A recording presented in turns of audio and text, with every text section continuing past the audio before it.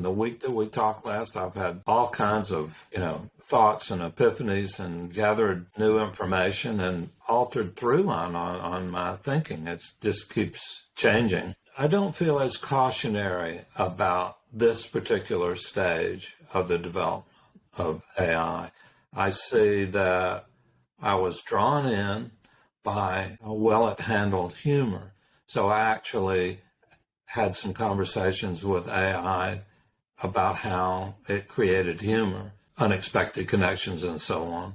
When I saw the Ryan Reynolds commercial, it felt so much like I was communicating or being communicated with by a human being or written to by a human being that I was somewhat taken in by the artificial flower, but artificial flowers don't really have any smell. They're not really a flower. They're man-made. So some of the things that I was intuiting were happening may well happen, but I feel like at this particular junction, and I can see some of the changes they've made in AI since I started on it. I couldn't get it to do a couple of things that I wanted it to do. I was doing some experiments in which I wanted to get AI to tell me what it was really thinking. So I prompted it to, enter the point of view of a rag doll in ancient Egypt during a plague. And so I just wanted to know what it was thinking.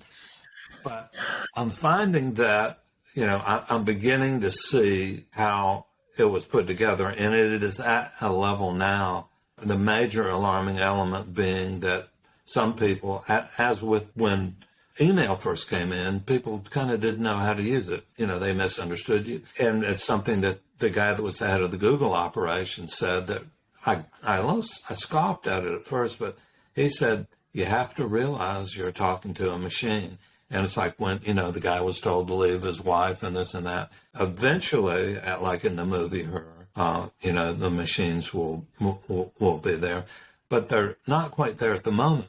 So I feel like now is a tremendous opportunity to move forward on the evolutionary scale from our end to keep pace with what's happening in the artificial intelligence world and to start prompting our own computer, which currently is much superior to any artificial intelligence out there, even all of them combined. What came to me was the journal. We prompt our journal to tap our own consciousness, and we are sentient beings, even if the AI is not sentient at the moment.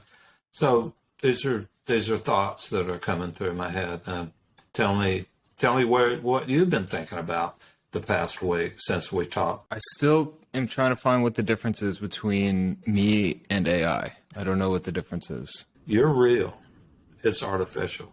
Your mind is real. It's an artificial mind. My evolutionary DNA tells me that I should step up my game. Artificial intelligence at the moment is just a search engine. That's all it is. It's a different kind of search engine. Instead of getting, having to read 12 articles about how to kill ants, it will organize it all for you. But it won't have a feeling at the moment about killing ants and whether you should say a prayer over all the ants you kill or think about it. I don't think there's any morality there. And it's a step back from my level of concern because I don't think we're there yet. But because of that, we have an opportunity to move forward and program our own intelligence to grow and pick up our step so we don't get outpaced by the machine. What do you think? Does that help any with your concept of it? So what is it you really want to know? Where is it sticking for you? Don't we program like the English language in? And don't you program in being whatever religion you are? And don't you program in what your political affiliation is? And don't you program in the music you like based on the friends who you're around? And don't you program in what the rules in baseball are? And none of that is organic. It's all nurture. And even us, like we're from like stardust, right? Like stars explode and send elements throughout the universe, cool down and coalesce into planets. smaller suns, and then we come from that. And then the silicon, the hardware, the cobalt, the food eaten by the scientists and the physicists, it's all from the sun. It's all from the same thing. Maybe this is what it is are you familiar with the simulation hypothesis? Lay it on me.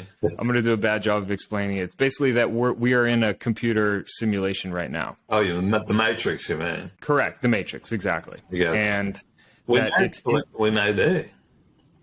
there's no way to prove it. It's indistinguishable from reality. But it could be a chemical and energetic matrix rather than, a movie machine matrix or anyone pulling the switches. We are atoms, and that most of us, if you get close enough, just space between those atoms. So you and I are just agreeing on this plane of consciousness that we look like we do, and who knows what we really look like, or if there's anything there. It's like, you go closer and closer and you see less and less. So there are things at work that we don't understand yet. I think there's a much bigger master plan to all of this, but it comes out of the coalescence of the atoms and how the world came together. I mean, what was there before the Big Bang, really? I mean, and, whose idea was all of this? Was it, we're back to talking about the last definition of sentience, which is, basically God mind. It's a question, again, of, if you believe in God, what do you think God is? I like to study all the religions, Hindu and Buddhism and Japanese Shinto, I think it's called, and try to create, without creating walls between religions, as a lot of religions do. I just kind of believe in everything and hope. And that seems to be my matrix for at least holding things together. But, the more science understands this kind of stuff, the more they see that, the laws of physics seem to be holding everything together. I mean, we're alive for some reason, and we're sentient for a reason, and we are probably, we might well have been, like in 2001, been, when we were cavemen or whatever we crawled out of the ocean as, or gene spliced into, something that was much older and much more, intelligent and sentient than we were. So we may well be partially alien. Maybe just getting back to what's the difference between me and AI? That's the idea of the simulation hypothesis and the Matrix, which is that the people who are in the Matrix, they don't know that they're in the Matrix. It's such a advanced simulation that they can't tell the difference between reality and this projected reality. So if artificial intelligence, you say, well, there's certain metrics, it doesn't have this, it doesn't have that. If it gets to the point where it can ape human intelligence, if it can ape sentience, if it can ape all this stuff, and we can't now tell the difference, having any type of distinction, even especially spiritually based distinctions, I think start to break down, because the laws of physics don't have any answers for, we're talking about something governed by the laws of physics. The only sort of things we have left to grasp onto are things that aren't dictated by the laws of physics. Like, okay, yeah, well, maybe it can ape intelligence and maybe it can do all that, but it doesn't have a soul. Well, use physics to point to the soul. You can't. We made up the soul. It's a thing we made up to distinguish ourselves from everything else, that's a lot of what humans do. And even if the soul was a real thing, why couldn't AI convince you that there was a soul? It already does what we do better than we do. I don't see AI taking over the world. I see the people who control AI taking over the world. Well, that's more to the point. In the wrong hands or in any hands, it can change the way people think or operate, just like the media has over the past couple of years. It's been such a dangerous mix of misinformation and the digital plenitude of the breakdown of the basic sources for information into splinter groups that believe what they want to believe, and then are fed information that, by algorithm to believe it more strongly or to act on that, even if it's not the objective truth. I mean, there are people making movies with the history being different than what actually happened, for the sake of manipulating religious hatred. And this is in other parts of the world. I do believe in the soul.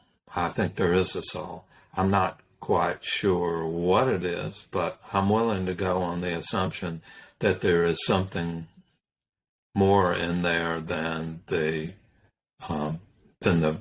pieces of it. That there is a spirit. I mean, when you die, you think that there is something that leaves your body and goes somewhere else, or dissipates itself and goes into the ocean. I mean, there's a lot of thinkers from like 10,000 years ago, 5,000 years ago, that have all this sorted out. In other cultures, it's not necessarily the kind of thing that modern religion, and I say modern, only 2, 3, 4, 5,000 years old, comes up with. But I do believe there's a soul. I got one for you. All right, what's that? You know when you get a new toy? I do. What is the magic of holding that toy? Yeah. Just briefly describe the magic of holding that toy, which starts before you get the toy, because there's anticipation. There's this whole build up to this thing. But I've been a professional toy consultant for some years. I mean, I was a toy consultant at 20th Century Fox for a while, and on the movie Toys with Robin Williams. That's how I came to the studio. And I believe there's an emulsion layer in things. I believe that objects carry information, and having played with toys for as long and seriously as I have, and in concert with other toy scientists, I'll call them that, we can kind of read what's going on there. I mean, in my first days of collecting toys, it had to be mint in the box. I mean, that's what everybody talked about. But then I went to another godson's, the 12-year-old garage sale, and he had this little toy car that he had just beat the shit out of, and it was as far from mint in the box as he could possibly get. But when I held that in my hand, I felt something. I felt the energy that he put into it. I felt him crashing that thing. So now when I pick up a toy, I kind of read energy off of it, and objects as well. But toys have a lot of power in them.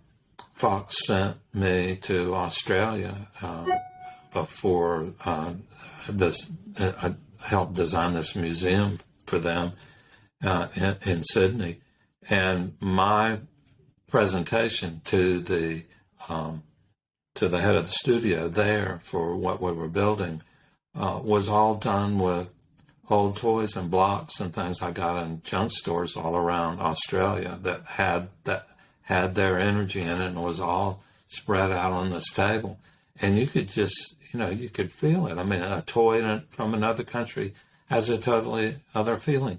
And plastic toys and certain kind of metal toys like antimony, it's interesting that antimony is a material that if you're in India and you buy these representations of gods are made out of antimony, there has a tremendous amount of fluidity and energy in it. There's an energy in toys that I get, and I really love it, and they spur my imagination. I think toys have something of a soul as well. I think this conversation is really back to, do you believe in God? If you believe in God, you might believe there's a soul, and that God is all the souls they are together. It doesn't have to be a guy sitting in the sky. It is an energetic thing at a level that very few people know how to tap into. Oddly enough, Susan is someone that could speak much better to that than I. I'm not really qualified to talk about God. I'm only qualified to live the best life I can, given not hurting anybody and trying to do right by my fellow man. But I tell you what, you're waking up in the middle of the night.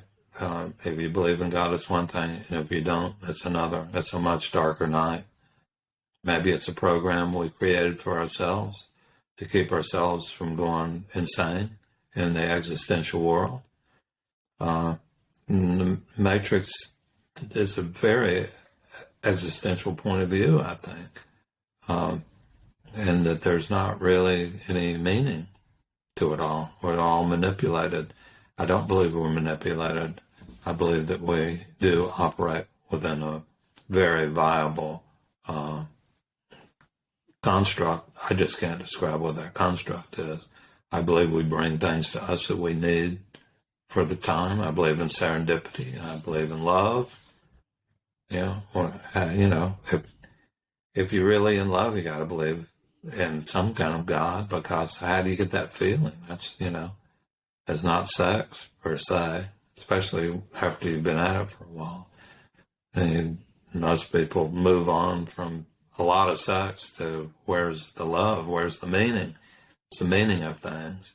And back to the journal again, prompting the computer that we were given, even if it was aliens or by God, as there's information there we can tap to get forward in our daily life to address. When I wake up in the middle of the night, I turn the light on and write on my journal. I prompt myself, prompt my brain to tell me what, I put in there what's going on, and I ask for information. Maybe that's God. Maybe your journal and prompting yourself is tapping into the God computer, whether that was an artificial construction created by us or aliens or whatever. I don't know yet. What do you believe? Let me ask you that. Yeah. This is all a test anyway. It's all a test. Not till we get to heaven that the real shit starts. So. Very true. And the fuck up. You know what? I really enjoyed this level of connection with you, even if nobody would ever see this. I see a tremendous amount of movement since last week in terms of my thinking on things, and wherever I've learned, I'm happy to share with you, for what it's worth, to get you through waking up in the middle of the night wondering what it's all about. If you do wake up, do you ever wake up in the middle of the night, wonder what the fuck is going on? How do you go back to sleep? What do you? I just try to just go back to sleep. I'm so exhausted from, I burn thousands of calories. Like my body needs to sleep, and I have my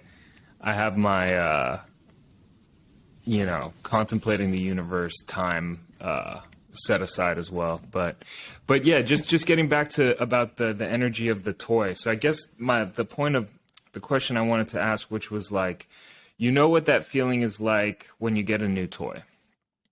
It's yes. It's magical. I mean, there's so much energy. And then something happens 6 months later, and that toy has so much less magic than it did 5 minutes before you open the box. As you were opening the box, 5 minutes into playing with it, that's like peak enjoyment. 6 months or a year or 10 years later, unless it's a really nostalgic toy, just a run-of-the-mill toy, it doesn't have that same oomph to it. And that is what I believe humans are describing as the soul. I think humans are attributing this extra energy, similar to love, which is this energy that we can't describe, but we know is there because you can feel it. But it's just a brain chemical that our body releases to help us procreate. Is that what the soul is? The soul is just that same feeling. And we think, well, no, love comes from somewhere else. There has to be this other thing. And so that's what the spirit is. Not that I'm trying to break down having a spirit, but it seems just like another thing humans create. What's the difference in you before you started journaling and after you started journaling? I've been journaling almost 10 years. So it was 2014 when you and Sue first told me about journaling. I think I had dropped out of college and I came back and, I was kind of telling you and Sue that I was like, I don't really know. Like, I don't know what's going on. And you're like, are you journaling? And I said, yeah. And they said, does it have lines on it? And I was like, what? And you're like, yeah, does it have lines? And I was like, yeah. They said, get one without lines. And I was like, oh my God. And now, I mean, it's within arm's reach is my notebook, but it's completely transformed my life because there's a growth process in that. That is your growth process. That you're not going to get AI to journal for you, right? So journal ahead of it about how to handle it, about whether there's a soul or not. See, you see that shelf right there? Can you see the shelf on point? Mm-hmm. Those little ones were the first journals I did. And then when they start getting big, there's about 40 of them, is the past 40 or so years. It's my trip to California. I started journaling just before I left North Carolina in the late 70s and journaled. It has every one of my dreams and hopes and aspirations in it. I wake up in the middle of the night, write dreams. I talk myself down from being crazy. That's the history of my whole life. There's a lot of repetition in there, but then by repetition, you get to see, well, why was that so important to me? And how have I changed since the last time? And if I wanted to change, what do I do? It's a powerful self-programming tool. And for some reason, that comes to my brain as the answer, as the tool for the answers that you're looking for in this particular conversation, and maybe at a broader sense, how humanity should approach movement into a world where the machinery is moving very fast, thinking smarter than us in many areas, and doing a lot of work for a lot of people that should be paying attention to what's going on and therefore being manipulated by the situation. What does journaling do? It engages your brain. Your brain, if you like, when I'm writing something, I will write myself in the corner. I don't like to plan things out. I'm not a rule guy. I write myself in the corner, put characters in a situation that can't go anywhere. I'll take a nap or I'll go to sleep, and program that I want to answer, and my brain will give it to me the next day, or at some point.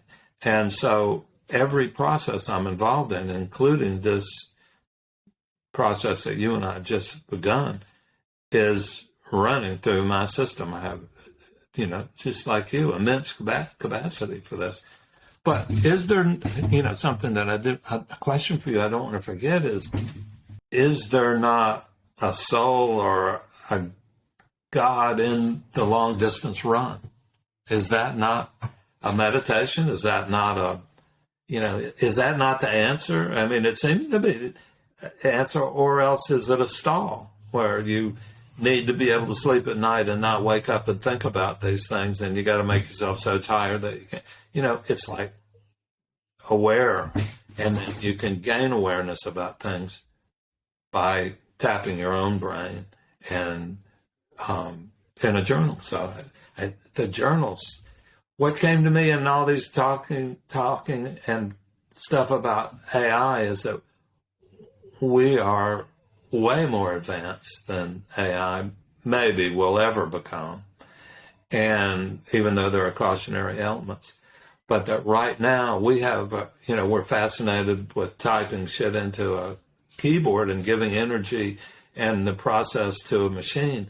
But we've got a better machine in our head, whether we're in the matrix or not, to get answers for everything that we are concerned about. There's no answer you can't tap into in yourself, and whether that's tap to God or not, that's a personal decision. But you got a computer in your skull that's better than anything anybody can spend $10 billion on right now. You're going to love this one, is that humans are the least evolved creatures on this planet. I don't see, like the great meditators, you look at a hawk in the sky soaring, you look at a cat, you look at a dog, that being in the moment. If you want to be in the moment, be an animal. It's got its downside, shit like that. But I mean, I think dogs and cats are evolving, as a matter of fact, because the human race is less grounded. I think I think they are evolving as well. They're not AI. They are real intelligence. And so many people travel with them now. And when I was a little kid, you had a dog and you played with it, and that's that. Now, dogs sit at the table with you and, eat what you eat, and, and people don't go anywhere without them. The problem is that the dog can't go to Mars. Or the hawk. So if there was an asteroid coming for Earth, all the dogs, they're all gone. That's the limit of living in the moment. Well, the first sentient being that was launched into space was a dog. The Russians did it. I forget what name. Right, but the dog didn't build the rocket. we put the dog in there. We could have put a cat. We could have put Bill. We could have put anybody in it. The first living thing from this planet to go into outer space was the dog. I mean, that's what you said. That they can't do that. There's no telling what the future is going to bring. That's one thing. What we have to say right now, the world could change, and while we're talking, between now and the next time we talk, it may be a different world. It feels like a different world to me since in the past week, just because of the things I've gone through. I think it's been a hell of a past week. I think it's been one of the heaviest last couple weeks of my life. Crazy. Why is that? Keep recording. Everything. Yeah. No, I mean it. What's hitting the fan? Everything. My job changed. Relationship stuff. Just like everything coalescing. I had an injury for the first time in a very, very, very long time, and a lot of stuff. My head wasn't right, but it was. Waking up this morning was one of the most shocking mornings I've ever had. The alarm went off, and I was like, what? How is it? And I didn't know it was daylight savings. Like, I didn't know that was today.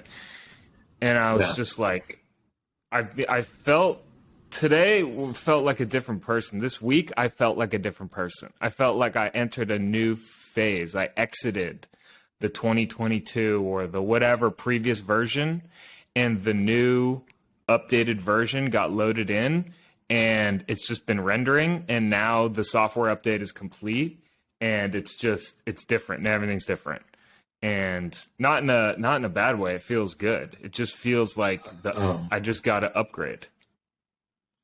You feel like you're morphing, you're changing, you're growing, right? It's not like a good feeling. It's not like a linear feeling. It's a like, whoa, like we got a new carriage. You just said it was all good, though. Didn't you just say that? I don't know what you're yeah, like it was genuine. It was positive, but there are a lot of good things that aren't. It's not like ecstasy, right? Like you can, it's not just pure ecstasy. It was like because when you have a software update, things are different, and when things are different, you just feel different, right? You're kind of like, ooh, this is just. When you move into a new house, you buy a new car, you're like, yeah, this is just different. We got the new things, and now there's just new stuff. And injury too. You mentioned injury. That's information coming from your body about certain things. It's not just I didn't warm up enough or this or that. That's a prompt for you to look at whatever. Look at things, to journal it, to And from now, when I say journal, I mean just think about it or meditate on it or concept. Sue broke her nose since we talked to you last. She So fell crazy. down and broke her nose. We've been through that, and doggone if she didn't like rise up out of that catastrophe and find the healing beats in it.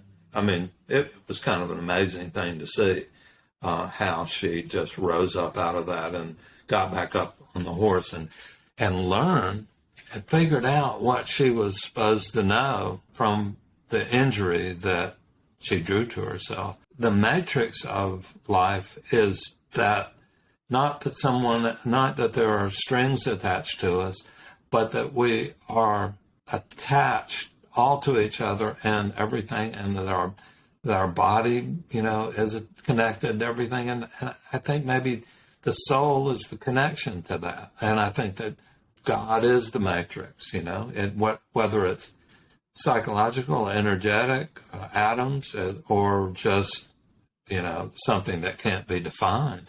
Maybe the gods of ancient Egypt and the Greeks and the Romans, maybe they really existed. Maybe they were in the air, in the world. I have worked for people that believe that. I had a job with a psychic in Boston. I got through an agent, and I went and worked with her. And she believed all this stuff, and I wrote all of it down. I listened to it, and so there is just so much information out there. I think that's a matrix. You get a million messages every day. This is a big message that you and I are going over here, but you get a million little ones. A damage, being hungry is a message. Being in love is a message. Having a fight with your girlfriend is a message. It's just, you got to figure out what it means. You got to spend the time to make sense of it.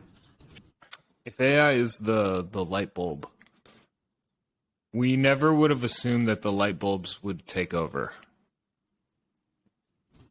We just saw the light bulb and we're like, oh, we can make all the dark rooms light. That's interesting. And then We're talking on a lot. We're talking on the great-great-grandson of the light bulb. That's allow us from thousands of miles away to communicate very sophisticated information to each other, to evolve together. And by doing a podcast, anybody that taps into this that can use any of this information could. So you're broadcasting, but the light bulb allowed you to do that. You couldn't, there's no way we could have done this before any of it was invented. So then maybe if AI is the light bulb, we're just afraid of it, just like everyone's afraid of new shit. Like the older generation's afraid of rock and roll. The previous generation's afraid of TikTok. We can project our own thoughts onto it, if somebody, again, I'm not qualified to talk psychology any more than just what's kept me on this planet so far, and in reasonably decent mental condition. Although I definitely have my times, and I've had my times this past week as well. Being in a funk over something I was writing, although it was going great, I just was grumpy. I was just in my own world, in the world of this thing I was writing. So it turned out great. I finished the scene last night. I love it. And so I feel lifted today. I feel brighter and lighter. Evolution and awareness is the key. If you can use the prompting of artificial intelligence to enhance your world and your communicative abilities, as you are using the light bulb right now to be in touch with me and to your peeps and peeps you would like to connect with, go from 1,000 peeps to 10,000 peeps. You got the tools. It's a tool, just like just like a spear is a tool. You know. So then maybe we can you know? use maybe we can use the light bulb instead of for lighting up dark halls. We can use this new light bulb, artificial intelligence, for lighting up the dark halls of people's minds, which is access to, which is That's the feeling that I had with myself, because I was fearful. You know. It scared me because it was so funny. It was better. It was funnier than I've ever been, and I've had to be a comic for all my life. You know, that was too funny for a fucking machine.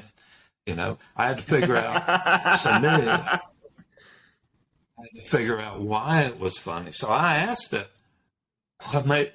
How do you do it?" You know, and so we're going to rise fucking above. There are some of us that are going to rise above the fucking machine. And so, some of us aren't making it now. I mean, it's pure T survival at the moment on this planet. You know, you just have to keep batting the balls that come across the plate. That's as simple as that. And if you can use AI to help you be a better batter, that's where it is. Don't let it bat for you. Let it take a look at your swing and tell you where you can increase your torque on your hit. So exactly. So you can hit the ball when you. That's what I think it's going to do. So like we didn't invent the light bulb and people were like, oh, it's going to do all my homework. People were like, no, it's going to make light to allow you to do your homework. Yes. Now, let's say you were a torch seller. You sold torches and kerosene. The invention of the light bulb was the apocalypse. It's the apocalypse. Evil from the devil. The torch.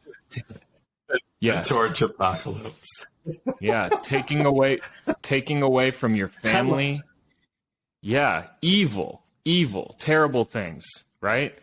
Same thing with the freaking AI, man. It's just us projecting our subconscious fears and desires on something that we don't understand. Right. Think about your grandfather was a big torch guy, right? So you're this little kid and you're sitting on your grandpa's knee and say, Grandpa, what do I do in life? He says, don't fucking put your money in torches. Create the flashlight. You're going to be rich. The people that were interested in torches went into the flashlight business.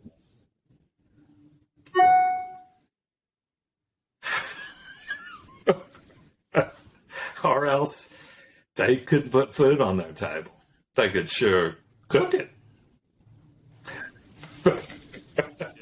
And here's the other thing that happens when you light everything up, which is what will happen when AI illuminates some of the dark halls of people's minds. When we turn on the lights, you're going to see things that we didn't know were there. There's going to be some ugly stuff, a bunch of spider webs and dirty stuff. It was too dirty to see, so the cleaning people didn't know to clean these halls. But now that you've got light bulbs, you're like, oh my God, look at how dirty everything is. So it's going to be scary when we first start incorporating AI, incorporating the light bulb, and incorporating all this stuff, because it's going to be illuminating things we didn't know were there.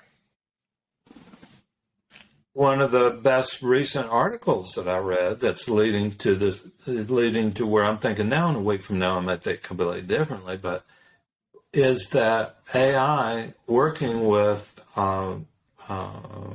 like the mammogram system has been able to detect cancer at an earlier stage than man was able to before. In other words, AI put into the mammogram process is detecting cancer before we were ever able to detect it before. Another article I read in the New Yorker magazine about 2 weeks ago was how AI prompt lists are available to people to help them diagnose and treat mental illnesses of certain kinds. And and especially in areas like in the middle of the country, if you lived in a trailer or something, you're having these problems, and there's no psychologists around to work with. You can tap into the system, and you could say, I don't know what the prompts are, but let's just say, it says how did you sleep last night? And it says, I woke up in the middle of the night worried for 2 hours. It'll say, well, what were you worrying about? So they have these prompt systems now to help people. So literally, those are exactly what you talked about. We're turning that light bulb, and I still think that AI is the light bulb. It's just not as bright as I thought it was last week. I see it a little bit dimmer, but I'm also prompting myself to evolve at the next level to stay up with it so that it doesn't take my job away, or, I'll still be on top of it. I don't, if I'm running a race with somebody and they start running faster, it makes me start running faster because I don't like being left behind on anything. And so, that's a paradigm tell me about what running does for you and means to you. I mean, you're a scientist in that area. It's the same thing we've been talking about. Oh, I've said this 100 times, especially in this last marathon at Houston. I had 2 miles to go. It was done. I was at my limit, which first brings up things about limiting beliefs, which is that your mind lies to you all the time.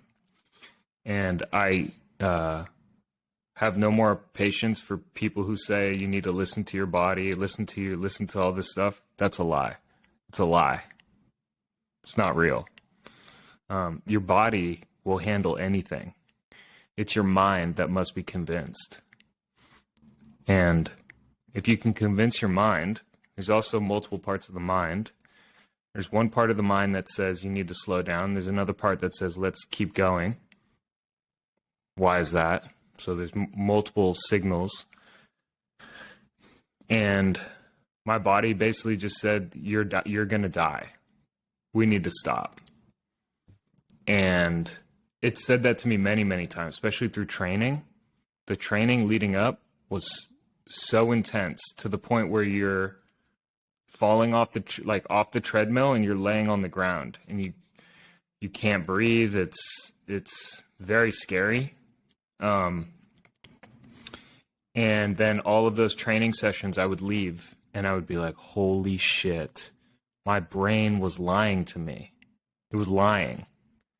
In fact, before the workout, my brain was saying, don't do this workout. You're going to push yourself too hard. And I was like, well, my program says I got to do the workout. Let's see what happens. And I did it and I was fine, which means my brain was lying. And in those last 2.2 miles, I was praying to God. I was asking God. I said, I was trying to leave my body. I was trying to get out of my body because my body did not want me or anything. My body was not a good thing to be around. And I was praying to God, running through this last bit, numb, and cross the finish line. And you think like crossing the finish line is this like, oh yeah. No, it's not. It's miserable.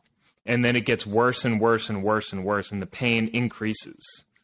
So from like mile 18 to after the race to somehow walking half a mile back to the hotel to then going up and being in the hotel, trying to shower, trying to take your clothes off, then packing all your gear, trying to pack all your gear to leave the hotel to come back home, to then go downstairs and wait for the bellhop to bring your car around, to then getting in the car and sitting and trying to find a comfortable position to ride for 3 hours back home, to then sleep, get no sleep, because your body is just, your body's freaking out.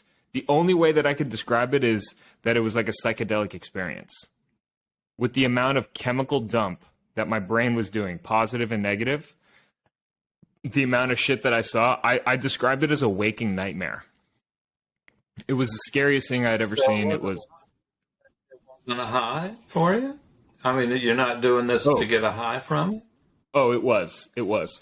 The high comes from enduring the negativity. It's not just you're at baseline, then you get high, then you go back to baseline. No, it's like this. You're at baseline, and then you're enduring this suck. And so you're just pouring all of this heavy life pressure on top of you. And then you have to then push and climb and push and push and push and get over the hill. And then once you get over the hill, your body is not high. And that's the other thing. There's no high in your body feeling. It's in your mind. Your mind is saying, not that. What's that? I did yoga for the endorphin, I mean, not that you were high, but it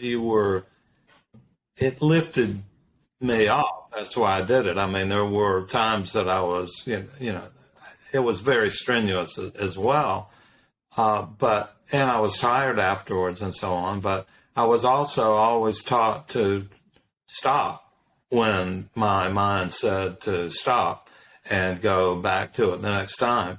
I mean, you can hurt. I mean, I'm concerned that you feel that your mind lies to you because it's just information. It's not a That's lie. wrong. It's just saying maybe be careful there. Nope, You that's think wrong. your mind. I've done a lot of thinking about this. I think this is our next conversation. I think that is our next one, and continue how our intelligence and sentience is different from the machine, and how our brain computer works, and how the machinery we're talking to works, and how the AI works. And I think that's perfect because the solution is to become more robotic. And I mean that is the solution. Oh, yeah. It is that you listen to the program and you submit to it. Just like you don't type something into. What's that? We have this conversation 25 years from now. You're going to be talking about your robotic legs and your AI this and this and that. And, it's going to be incorporated into your body. And eventually, if we can't breathe on this planet, then your consciousness is going to be downloaded into some super duper android that's going to last forever and run as fast as you want to run. And you get your endorphins from a jar, I guess. I don't know. But this is our net. You've launched us into something that we need to take apart and talk about. And I'd like to learn from you what you get, because my brain says don't go so fast, and I don't. So I want to learn how to go faster. We're at the 1 hour. We're at the 1 hour mark. I think the other recording might have just gotten nuked. I don't know what the hell happened to the last one, but or the first Maybe 20 minutes that we did. Whatever. Who gives you let a me fuck? know whatever. And whenever we do it again, we'll pick up where we left. Whatever. This was the conversation we were supposed to have, and maybe nobody else is supposed to hear it. So if they did, they did. If they didn't, I may have it on mine. Who knows? So, all right. So I love you. I'm going back to your mother, who is staying here, and Good. Susan, and we're going to take a walk. I'm going to let my brain tell me how long I should walk. And when it says stop,